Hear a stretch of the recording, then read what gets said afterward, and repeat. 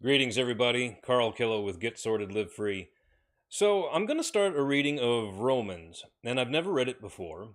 A good friend of mine suggested a passage then there and said that I might take a look. And so I pulled it up, and then I really wanted to read it in context. So, I'm going to read Romans 1 in context and see what comes of it. And hopefully, other people will get something out of it as well. The reason why I'm doing this is because I've become convinced that the separation of science and religion is doing something that is extremely poisonous to our civilization. And there needs to be some sort of reuniting that happens between them. And I believe Stephen Jay Gould was very wrong when he said that science and religion were non overlapping magisteria. I'm going to try and find the wisdom of the elders in these ancient texts. And what have we been missing by trying to read them through as something to escape from rather than something that has transmitted a body of knowledge over time and something that we should learn and protect? And so I'm going to try and figure out what those things are. Let's see how I do.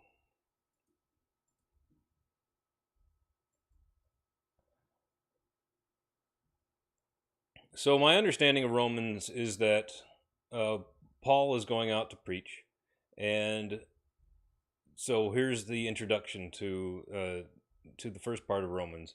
Paul, a servant of Jesus Christ, called to be an apostle, separated unto the gospel of God, which he had promised afore by his prophets in the Holy Scriptures, concerning his Son, Jesus Christ our Lord, which was made of the seed of David, according to the flesh, and declared to be the Son of God with power, according to the Spirit of holiness, by the resurrection from the dead, by whom we have received grace and apostleship for obedience to the faith among all nations, for his name, among whom are ye also called of Jesus Christ. To all that be in Rome, beloved of God, called to be saints, grace to you, and peace from God our Father and the Lord Jesus Christ. So, this is a very long introduction. The things that jump out at me are, well, they make it very plain that Jesus was fulfilling Scripture. So we're having this tying in of the Old and New Testament. And when this was first being presented as a new religion, then that presentation would need to be built up off of the Old Testament and what the Jews believed. And I think a lot of what is ended up in the New Testament ended up being the best bits and pieces of what actually works in the world, which is why the Bible was written the way that it was. And there's a lot of ancient mythology. It just gets rolled into one story, and the story is of Jesus Christ. So, well, let's go ahead and dive into it because I don't want to get too distracted by the introduction. So, this is Paul speaking now, and Paul speaks of his desire. So, he really wanted to teach. First, I thank my God through Jesus Christ for all of you, that your faith is spoken of throughout the whole world. For God is my witness, whom I serve with my spirit in the gospel of his Son, that without ceasing I make mention of you always in my prayers. So Paul's making it very obvious that what he's doing with God in mind, not for himself. So this is something that's his calling that he must do. This is his humility before God. Making a request, if by any means now at length I might have a prosperous journey by the will of God to come unto you. So he's hoping that his message will be received as he travels. For I long to see you, that I may impart unto you some spiritual gift, to the end ye may be established. And so he's hoping to set up something that will remain long after he's gone. That's the whole point of a lot of the Bible, is to have something that will endure across time. That is, that I may be comforted together with you by the mutual faith of both you and me. So he's approaching people in Rome and preaching and wanting to come to mutual understanding. It's something that we can both agree on in faith. Now I would not have you ignorant, brethren, that oftentimes I purposed to come unto you, but was led hitherto. So this is I was reading this a little bit earlier, and so he's being very honest. He said, I really meant to come earlier, and I want you to know that. But things had to happen before then. And one of the things that had to happen were some people had to come before him to soften the way, so to speak. Also, I think it's a call to the recognition of something needed to happen inside of Paul also. He had to find the ability to teach within himself. And he says that next, when he says, that I might have some fruit among you also. This is a dual meaning of, well, I need to have fruit inside of myself to be able to give you some, and also there's going to be fruit here for other people that have come before me, so that this is not all new territory for you. That I might have some fruit among you also, even as among other Gentiles. I am a debtor both to the Greeks and to the barbarians, both to the wise and the unwise. This is Paul's admission that you learn from everybody. And so the Greeks are the highest one of the highest pinnacles of civilization at the time, and the barbarians would be considered the savages. Those are that are the lowest. The wise and the unwise. So everyone has something to teach us, and whether it's how not to act, at the very least, or some words of wisdom is our job to look for. We learn from everyone, and it's not our lot in life to ignore someone as being unworthy to learn from. That makes it very hard to love everybody. So, as much as in me, I am ready to preach the gospel to you that are in Rome also. So, he's finally ready to be able to speak clearly to people in Rome that they may understand what he understands. I am not ashamed of the gospel, for I am not ashamed of the gospel of Christ, for it is the power of God unto salvation to every one that believeth, to the Jew first, and also to the Greek. So he's making a statement of, this really is something that I truly believe in. There's nothing in it that I want to hold back.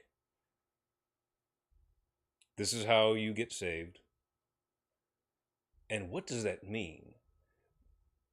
So it's a really hard thing to tie in, because we of this age reject anything that cannot be shown and proven to us.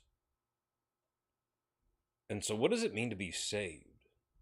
Well, I'll try to tell you what it means from my perspective, because I went from militant atheism to Christianity. And it's like an alignment of your inner workings. And you receive an inner peace once you've really learned how to interact with the world properly. And when I really got close to faith, I had this sense of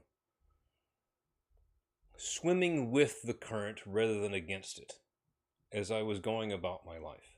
And then it was much easier to pay attention to the things that were worthy of being paid attention to, and they stood out. And that made things so much easier to deal with. So it was, instead of struggling to maintain something that I couldn't maintain, it was like one little me standing in a huge river trying to hold the waters back. Now I'm able to swim along with the current and skillfully divert myself around the boulders and things that may be lying within the river of life. We'll try that for a metaphor. For therein is the righteousness of God revealed from faith to faith, as it is written, the just shall live by faith. And I think this is very important because faith is that which demands you believe just because. And that's the last step into truly believing this, and I think it's necessary because it speaks to something in our subconscious. And in the physical sense of our bodies, in order to be able to do what feels like talking to God, which means you're oriented properly in the world, then you have to take a leap of faith that it's actually going to work out, and you have to really believe. And then that's that final snap that gives you the power that you really need to realize that you are acting upon things that are good and right, rather than having your compass off just a little bit and ignoring things that you don't want to deal with because they're inside of you and you haven't gotten them out yet. Things that trigger you, that make you angry, that make it harder for you to deal with, well, all the rest of humanity, because we're pretty good at throwing obstacles in each other's path, or rather being obstacles to each other. And that really comes back to the difference between this being a world of action where we do things versus this being a place of objects for us to describe, understand, and manipulate. I'll get more into that in just a little bit. But that last step is that faith is required, and you don't get the salvation without the faith. And so we get heavy into the wrath of God stuff here. For the wrath of God is revealed from heaven against all ungodliness and unrighteousness of men who hold the truth in unrighteousness. So Paul's saying, look, this stuff just is. And it looks like God gets really angry when you put a truth of men above the truth of God. And what does that mean? Well, if the Bible has been around for thousands of years, which it has, then, and people have been observing themselves during that time, and enough of us have maintained stories that have spanned the distance of time by wrapping them in layers of mysticism so that they progress and then they maintain their meaning at different deep levels. And the more you excavate, the more meaning you get out of them. And those hold that transcendent place in our, well, Jung would have called it the collective consciousness. I'm still wrestling with that. I don't know what I believe in that, but there's something to it. It's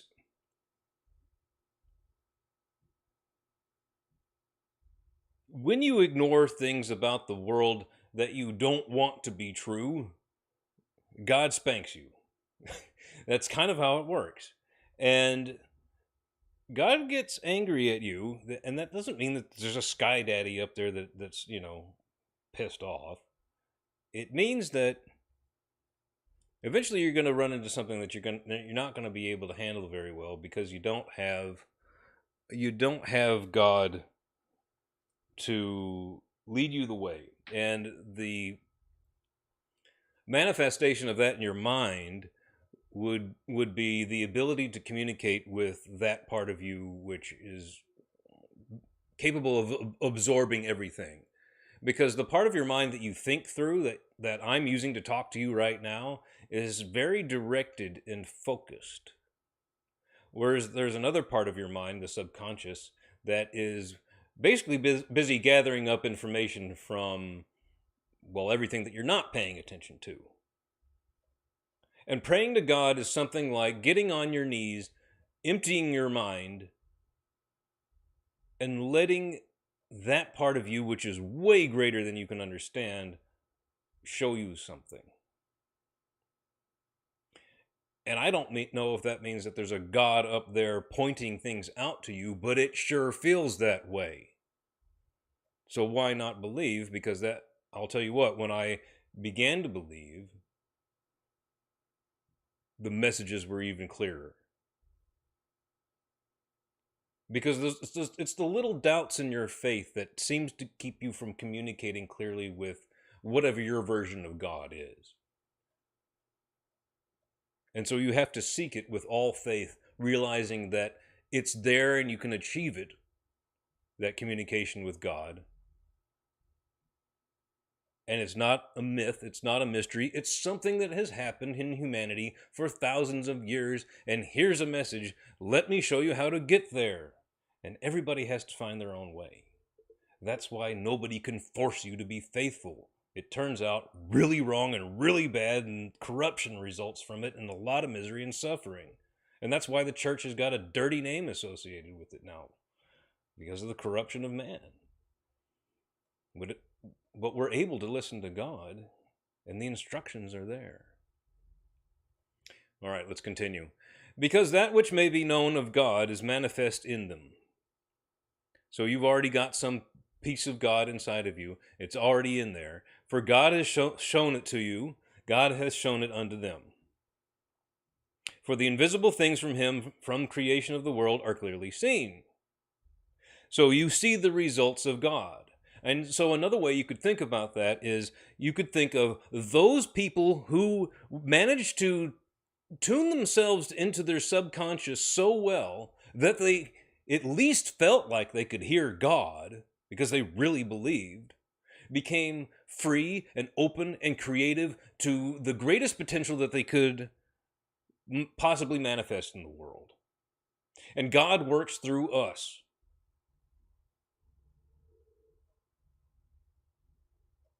Because once God started things off, it looks like he pretty much stepped back and he said, here's some rules. And then as humans were acting in this world, we began to hear the messages from God that he planted in the design. At least it feels that way.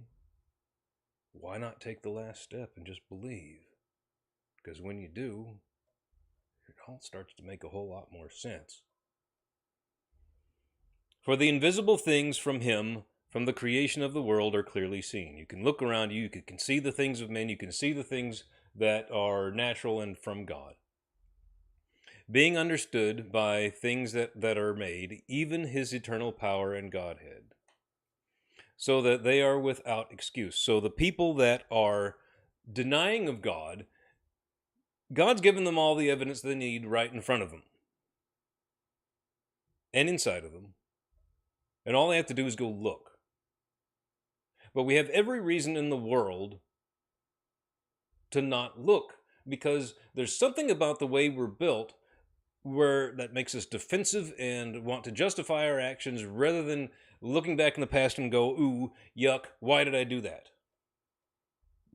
And then the longer you ignore that, the harder it gets to go back and look at your past actions and actually, well, reflect on it and make sure you don't do it the next time. Or at least when that situation presents itself, you've forgiven yourself, you're not living in the past, you're fully present. Because of that, when they knew God, they glorified him not as God, neither were thankful, but became vain in their imaginings, and their foolish heart was darkened. So we're really on this huge exploration of trying to understand this universe that we're in, that we're such a small part of, at least as individuals. Although it's a very strange dichotomy, because human consciousness is the greatest thing, and the human mind is the greatest thing that we know of, period. But yet it's like really, really tiny and small compared to all of creation that we know is out there. And so we like to pat ourselves on the back for our understanding of creation through our scientific research and exploration. And why not? You should be proud of that. I'm standing here in an air-conditioned room, looking at a web camera, broadcasting to the world because of the knowledge that people were able to gain by taking on those kinds of pursuits and sacrificing themselves to the future. And that's what I think most intelligent people who believe in who believe in God mean, that's what they mean when they say, look, you act like you believe in God. Because why else would you suffer away and pursue this thing of your imagination, especially the inventors and um, or painters or anyone that's creating, singers, they find a passion and they pursue it, and they will break their bodies over it in order to get that piece that they have inside of them out and manifest it into the world. And that bit feels really good when you manage to do it. But there's a lot of inventions and other ways of acting that don't make a whole lot of sense unless you at least act like you believe in God. So, I mean, why on earth would anybody have children into this world when it seems like it's all for nothing? I mean, we're just teetering on the edge of waiting for someone to hit the nuclear button or the zombie apocalypse button. It's because you believe that there's a certain nobility in sacrifice to the future and the future of mankind. That takes a lot of faith. What makes you think that we're not all going to blow it up?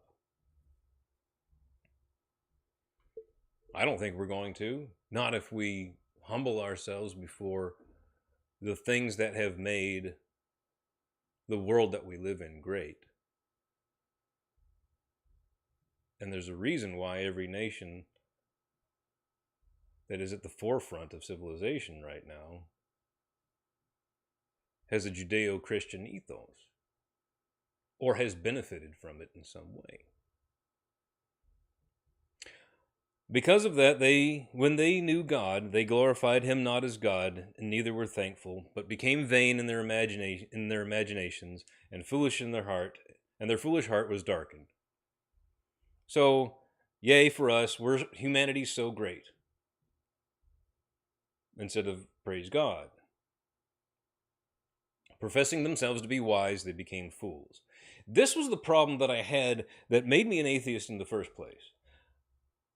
I was wise enough to understand, or so I thought, that I was wise enough to understand that I thought that I knew that certain kinds of dogmatic fundamentalism would get in the way of scientific progress.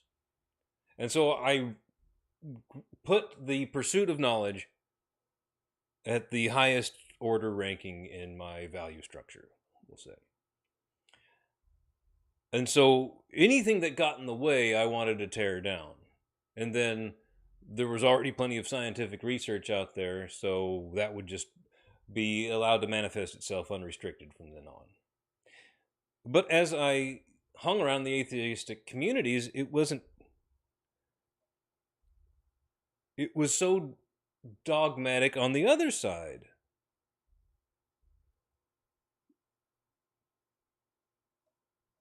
That they already have all the answers. We must proceed down this one path as a unified global civilization, and anything that gets in that way must be crushed.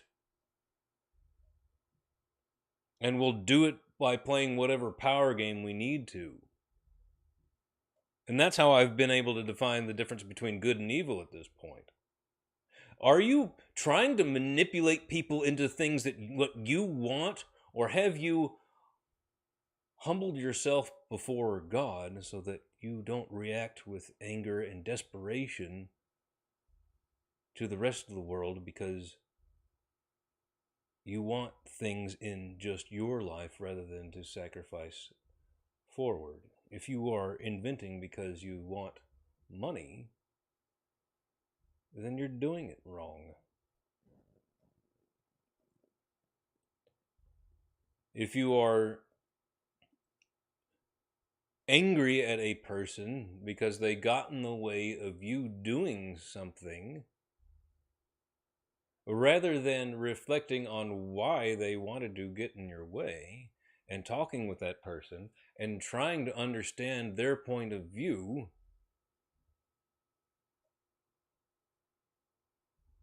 then you're not doing it right. God puts the responsibility on the individual, on you doing what's right and you sacrificing yourself for the future. That's what he expects. And then when you align yourself to that, you find the best way that you can sacrifice yourself to the future. It's the message of Jesus. All right, let's keep going. Professing themselves to be wise, they became fools, and changed the glory of the uncorruptible God into an image made like to corruptible man, and to birds and four-footed beasts and creeping things. So so there's a specific thing that's going on here, and of course Paul's talking about polytheism and all the different gods that were represented as, what would you say, the pieces of humanity's consciousness represented in a deitic form. And so here's this unified picture of God that he wants to share with everybody through the message of Jesus. And he says this is really necessary because if you try to put this message and frame it as something that is human-like and not all-powerful, not unable to be touched, then it will be manipulated and played with. And it will fall before it has time to transmit its message further forward to new generations that we can't speak to. Maybe that can change now. We've got all this technology, but not if the wrong person is at the steering wheel of power. And there's a lot of ways that we can screw the game up now. And the people that are playing for power in their own lifetime or for just their children, rather than from now until we reach the kingdom of heaven, which looks something like forever, at least as far as our time frame goes, our time, not God's time. If people like that are in power, then the darkness in their heart will manifest itself through the power that they spread. And that comes out through force. Anytime there's force, it ends up taking a corrupt path. Take something very good like the church, and you try to use force to make people believe, and they resent it and run from God.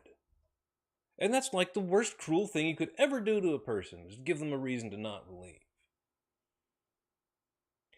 If you want to help people believe, you need to show them how awesome your life has become because you believe. And you can't just be playing lip service, because people know when you're lying about that sort of thing. But I will tell you this with all honesty. I have never felt the burden of responsibility be so light, because I believe. And I don't know how else to put it. I get up and I want to work. I have dedicated myself to learning the Bible, to providing a way for people to break free of the chains of force, particularly through education. Education these days likes to preach the all-powerful nature and goodness of the state.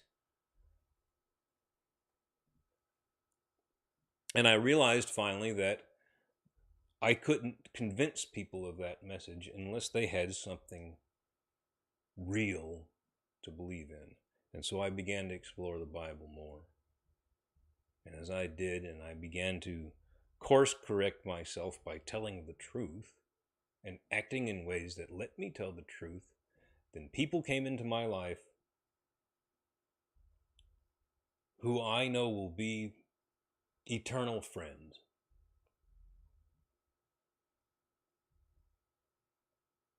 people that I can work with together to craft something in this world. I wake up every day, even when I wake up in the middle of the night after just getting a couple hours of sleep, I wake up and I go, man, I'm glad I woke up. I get to read some more. Oh, I've got this idea. Let me write on that real quick. And then when I feel tired, I go right back to bed.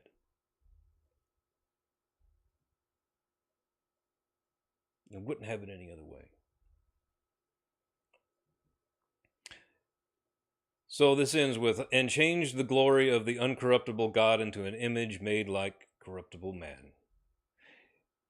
The whole point here is to make something that will last and span forever until we do something that we have no idea what it's going to look like, because we are an amazing force. Humanity is an amazing force for action. And the more we act in alignment with God, the better this world gets. Wherefore God also gave them up to uncleanliness through the lusts of their own hearts, to dishonor their own bodies between themselves. So this is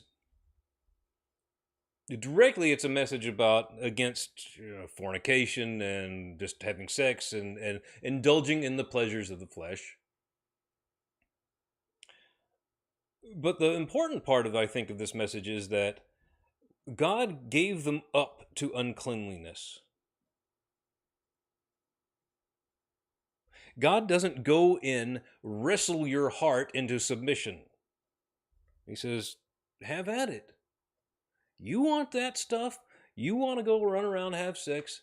It's your life. It's your body. You do what you want with it.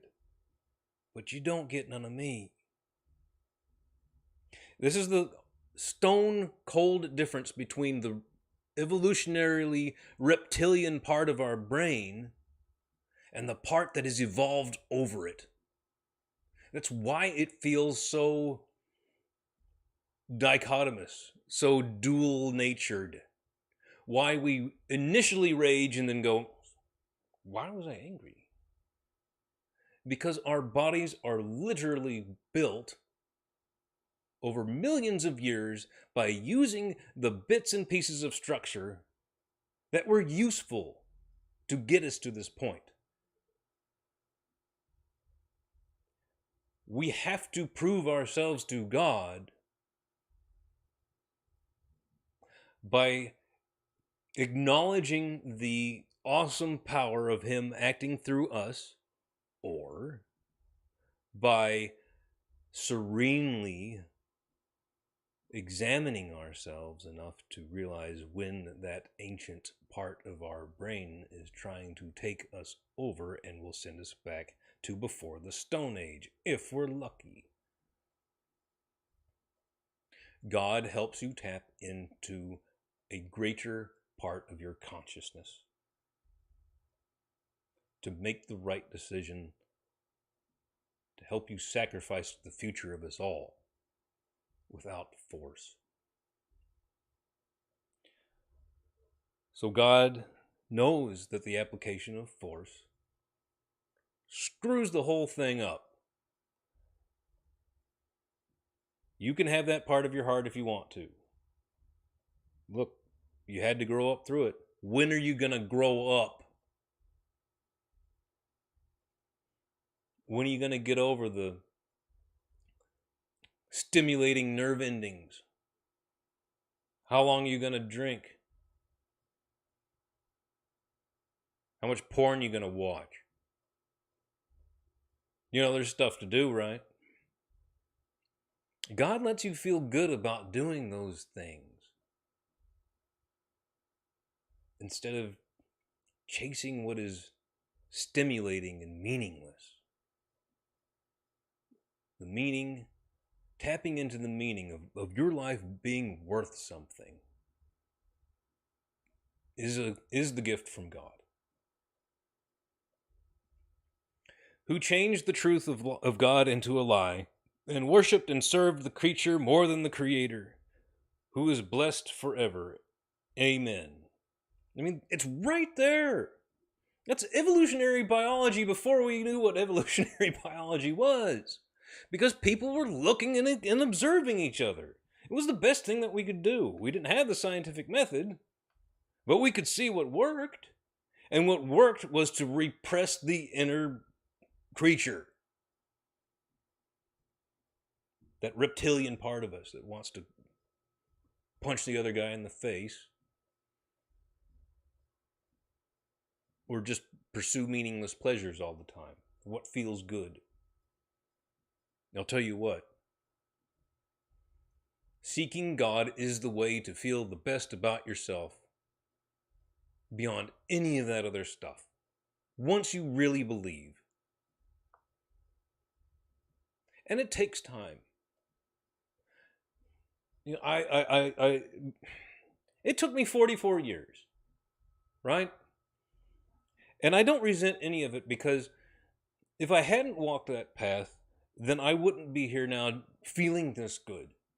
I had to go through hell and back several times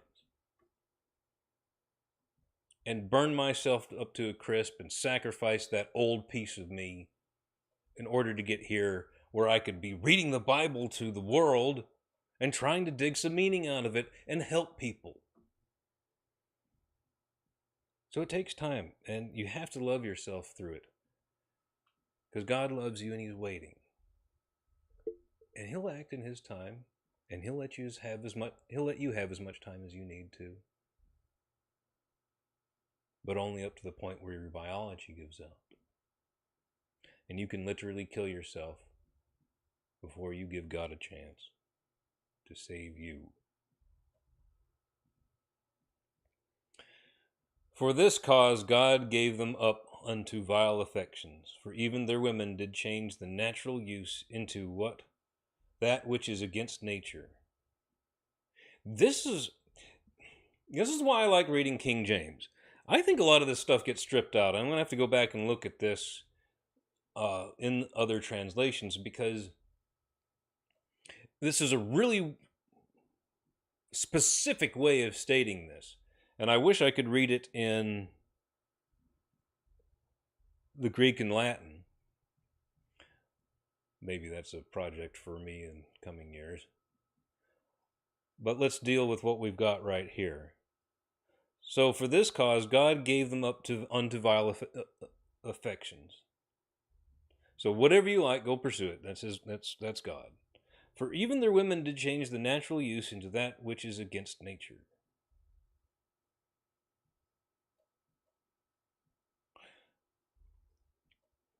It's nature's job to select us as being worthy to move forward in time, and it's women's job to pick the best man. And I think that's been twisted and lost a long time. Women are naturally attracted to men who can craft and create the world, who are a force. And there's a weird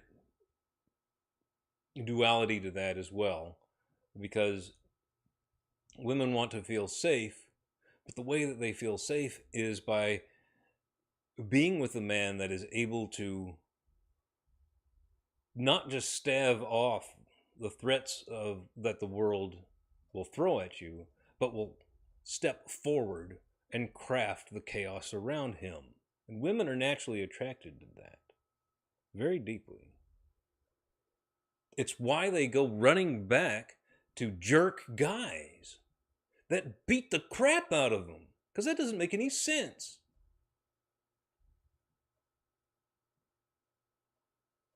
Why would a woman go running back to someone that hurts her?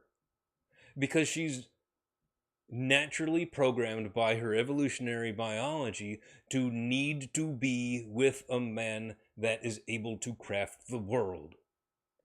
And jerks like that don't take anything from anybody. Unfortunately, they're not channeling that properly. If they were servants of God, then that kind of jerk alpha would be just fine. They're not. But that's the whole catch, right? The ancient part of our biology recognizes the thing that got us here but it is not the thing that will move us forward. Women latch on to that alpha nature because it got us here.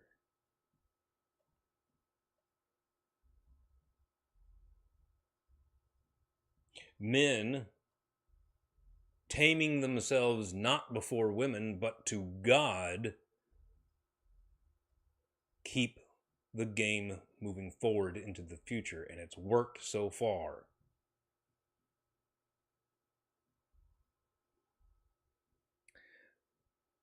And likewise, also the men, leaving the natural use of the women, burned in their lust towards one another.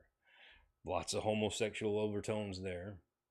Men with men working that which is men with men working that which is unseemly. Now that's not just about sexuality, because that's a really superficial message, although it's there too. But it's the deeper meaning there is men with men working that with which is unseemly, and receiving in themselves that recompense of their error which was met.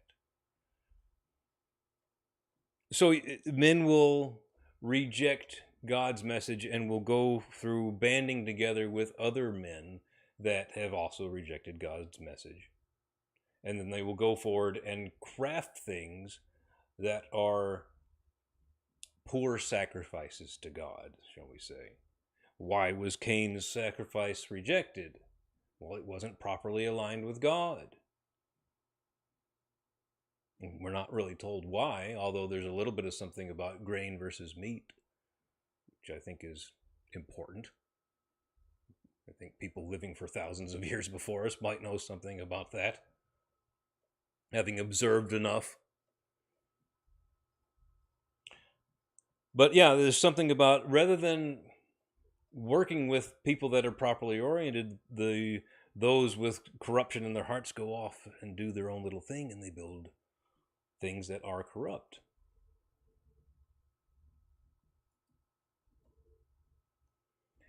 And even as they did not like to retain God in their knowledge, God gave them over to a reprobate mind to do those things which are not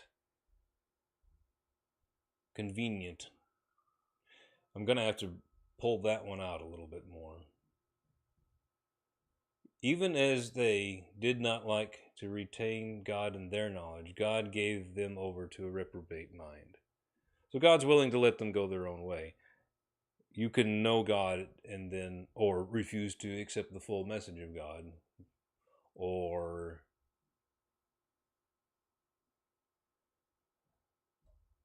well, I was trying to think whether this was related to Jordan Peterson's, I think it's Rule 9, do what is right, not what's expedient, but this seems a little bit different. I'll have to come back to it. Being filled with all unrighteousness, fornication, wickedness, covetousness, maliciousness, full of envy, murder, debate, deceit. Debate, that's interesting. Deceit, malignity, whisperers, backbiters, haters of God, despiteful, proud, boasters, inventors of evil things, disobedient to parents. Man, that's a big list of stuff. The idea being that if you're oriented to God, none of that is really happening. You're not envious of people. You're definitely not out murdering people. You're not. This is really weird, but it seems true, because based on what I know from Carl Rogers, the debating, and I love debating. Maybe that's a problem. I think it's because in order for a message to be received, it has to come through love and a willingness for the person to reach that conclusion on their own. I don't think you can teach anybody anything. All you can do is put the knowledge out there and hope they come to it. Hope they want it. Because if you're teaching somebody and you sit them down in front of you and you say, I got some things to tell you, are they going to listen to you? No way. You're going to sit there, be angry and bitter and resentful, that you're using their time, and they'll nod along. They'll say, okay, you're right, to make you go away. And then they'll go about believing what they've always believed. You can't force anybody to believe anything.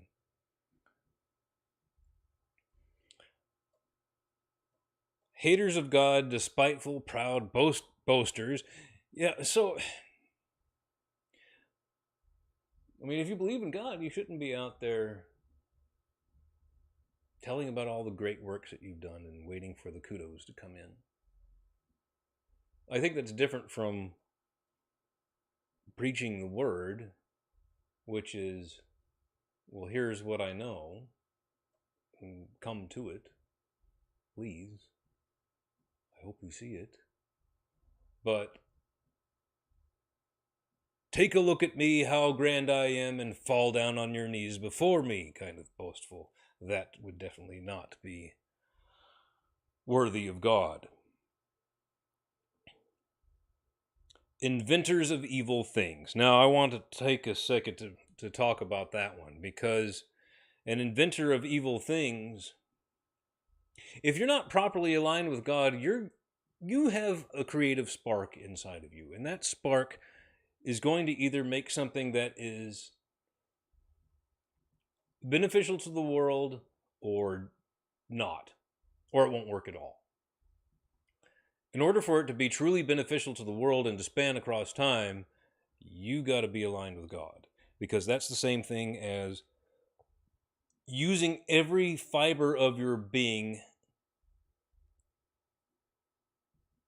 and lining up your inner compass so that all of your creative faculties may come online. And without that last bit of faith, you're off just a little bit, because you've got to really believe that the thing that you're making is going to be worthy of God. And how is it worthy of God? Well, you're doing what he asks. And what he asks is for you to sacrifice yourself and your being and your creativity and your life to a future you will never see. And your reward for that is the kingdom of heaven. Now, at some other point, I'll have to get into what I think heaven would be, but we'll pass that for now.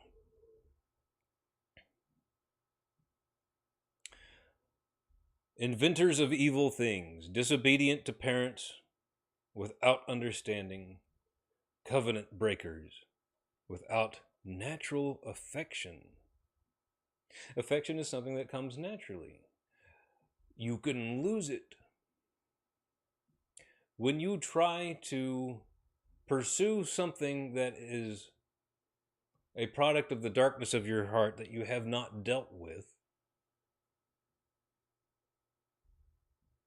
Then you're going to birth something malformed into this world, and it will not last at best, or could negatively impact people's lives at worst.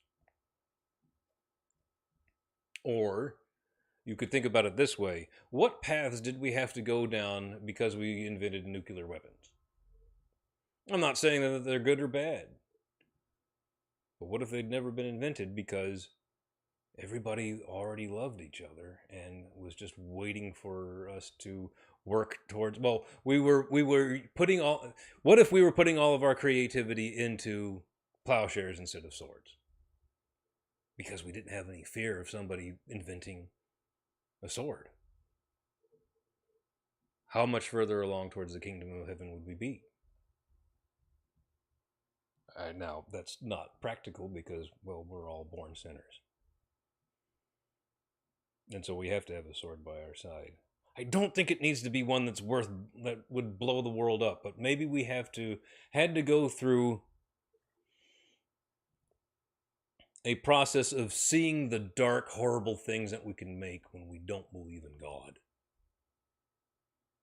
Maybe we had to go to the edge and almost plunge the whole damned game down into the abyss, like in the Cuban Missile Crisis.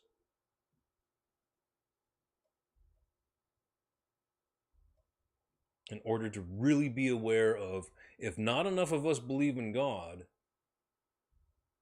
then it doesn't matter what we build. Because our hubris and our sinful hearts will take it all away.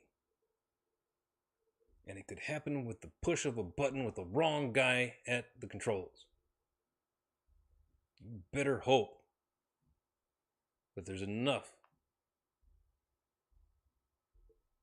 love of God out there so that someone with a dark heart doesn't grasp the reins of power.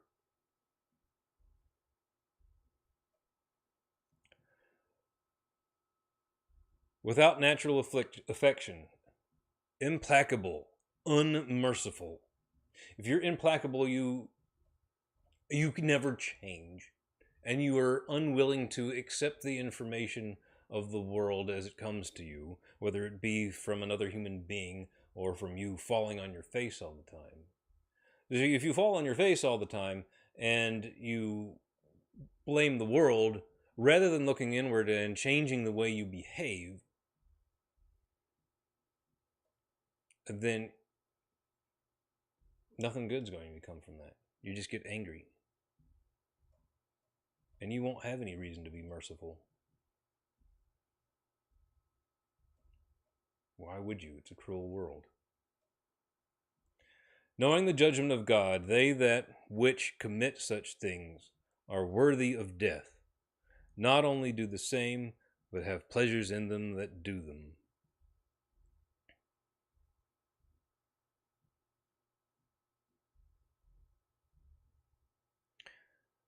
So there are people in the world that understand what God's judgment is like.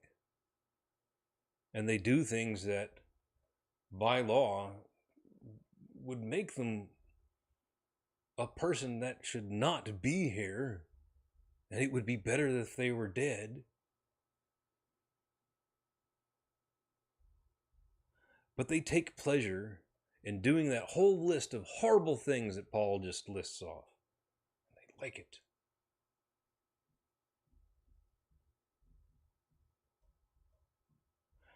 And it's not so much that... Here's the real trick. We are built in a way to seek the approval of others. We want to be seen as being virtuous.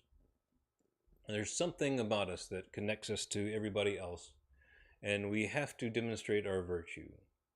If enough of us agree on something that is dark, then all those people in that dark echo chamber can look around and reaffirm the horrible things that they're doing with each other and take pleasure with them, in them. Beware who you surround yourself with. If you start to believe in God and you're getting negative feedback from those around you, it's going to be really hard to believe. Find someone that understands and talk with them. Because the people who are living in darkness will pull you back into the abyss with them rather than see you fly free. Because if you can escape, that means they can escape, and there's nobody's fault but their own to look at, and that hurts. It requires self-examination of all the sins that you've done in the past and to accept them. And that's a really painful process. Better to pull the person down that is trying to become virtuous in order to reaffirm the way that person feels in their heart. Easier to reach out your hand in force, to open your mouth to lies, than to look inside and do the hard work of letting go of everything that you ever did that was wrong. And it feels a little bit like getting burnt. In fact, it feels a lot like it, if you're doing it right. So, that's it. That was an amazing journey. I hope you got something out of it. I'm going to go ponder on those for a while and reflect and speak with my friends who are attuned to having open discussion of this kind. If this made you feel very uncomfortable, or if it just made you want to run away from it, my suggestion to you is you ask yourself why. There's nothing wrong in exploring. And I had shut myself off from the Bible for many, many years because I thought I had all the answers. Who said he was afraid of limiting the answers that we could find, was limiting the answers to myself. I was scared. My father, God rest his soul, always told me, don't be scared.